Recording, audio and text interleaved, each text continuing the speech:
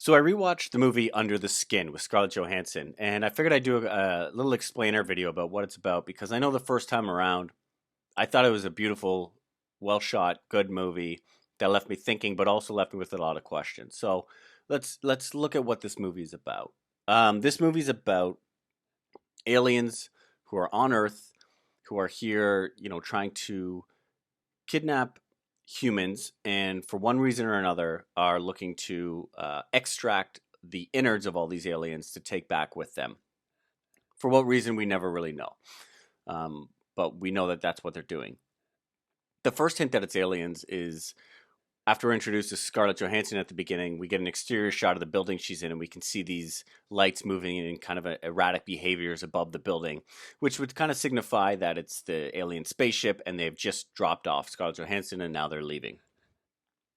Um, Scarlett Johansson's job as the alien in this movie wearing a human skin is to travel the streets of Scotland, pick up strange men, and bring them back so that their insides can be extracted for the alien purposes.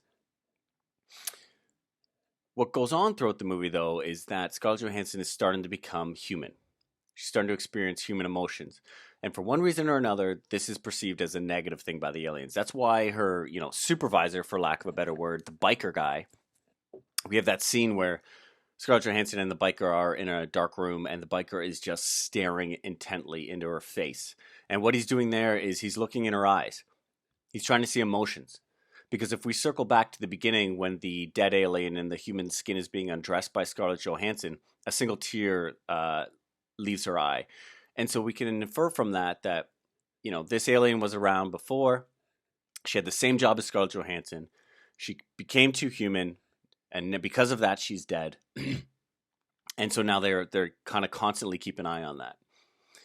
As the movie goes on, we see that Scarlett Johansson is able to turn on fake emotions when she's trying to pick up guys from her van on the streets, but that she feels nothing, as they get back to the house and these men slowly succumb to whatever this mysterious black liquid is that allows for the aliens to extract their insides.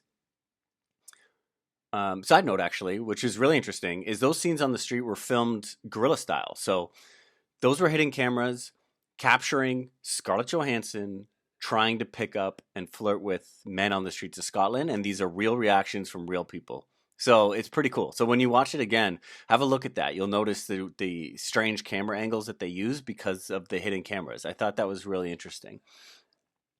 So what we have here is Scarlett Johansson is starting to become human. She she leaves one of the buildings and she catches herself in a mirror, and there's a really long scene of her just staring at herself. And that's kind of when the walls are starting to break down for her. And that's when she also, following that, she meets the gentleman on the road with the face deformity. And, as an audience, we obviously feel for this guy. He's supposed to only be 26 years old. He calls other people ignorant. He only shops at night because he doesn't want to get made fun of. And Scarlett Johansson, she takes a little bit longer with him, and she is empathetic, wherein she's understanding that he maybe hasn't felt touch his whole life. So she offers to let him touch her, and it's very meaningful. Now, she still brings him back. We see him walking across the blackness, and he's, presumably just like the 10 guys before him, excuse me, he's about to succumb to this ooze and go underneath. But then we cut, and he's naked and walking out the back door. So obviously, she changed her mind about him, and she let him go free. Now, there's some kind of system that the aliens have that let them know that something is wrong. And so the biker guy and all of his biker cronies, who are also aliens, in human skin, we see them congregating, discussing it, and they realize, okay, we've got to track down Scarlett Johansson. She's becoming human because she let this guy go. And we have to track down the human that she let go.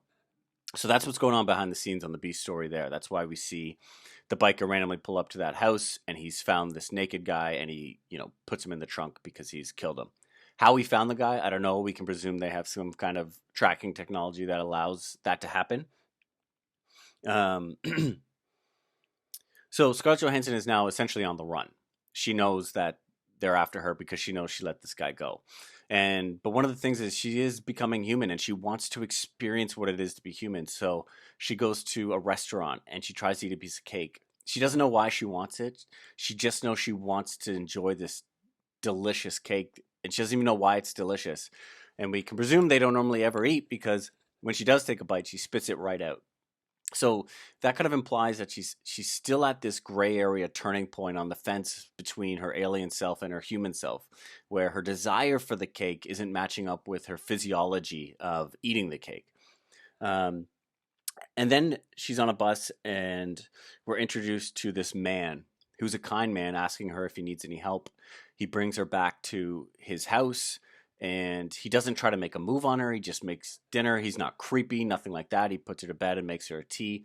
So he's kind of like the good side of humanity. It's only reinforcing Scarlett Johansson's evolution into a human.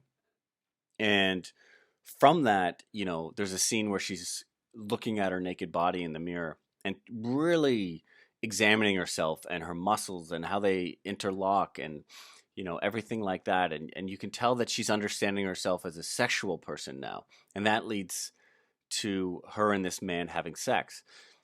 And there's kind of a funny scene at the end when she suddenly jumps up and her eyes are wide and she goes to the edge of the bed and she grabs a lamp and she's looking between her legs because she doesn't understand what just happened. I'm not sure what that is there, whether it's she had an orgasm and she's very confused by the sensation, or if he had an orgasm inside of her and she's confused by what just happened. Anyway, so she runs out of the room, confused, and she ends up in a forest. And that's where we meet the dark side of humanity, which is this forest worker who is essentially going to chase her down and rape her. And that's exactly what happens. Now, obviously, this is also when we get the ultimate reveal that she is an alien, because he rips the back skin off and there is a shell underneath of another thing. And eventually he comes back, pours gasoline on her, and lights her on fire, and she dies. And that's how the movie ends. So it's a pretty heavy movie. My interpretation of this ending is that this movie is talking about what it is to be human. So being human is to experience all of the good, the chocolate cake of the world. But ultimately, our fate is to suffer and die. And that's exactly what happens. And if we go back to the woman at the beginning, we know that she wasn't necessarily killed by the aliens because the biker comes out, he goes to this spot, the van's already parked there, goes down into a ditch, and he emerges from the darkness with this woman slung over his shoulder, this woman who's an alien in a human skin. And I think what happened there is she went down the exact same path of becoming a human, and in becoming a human, their fate is to die. And that might be the reason that they try to prevent them from becoming human while working under the skin. Oh, that's where they get the name from. Working under the skin on Earth, because they know they've figured out that the ultimate fate of any person, alien who allows themselves to become human, is to die, which ironically is the ultimate fate of every human that exists.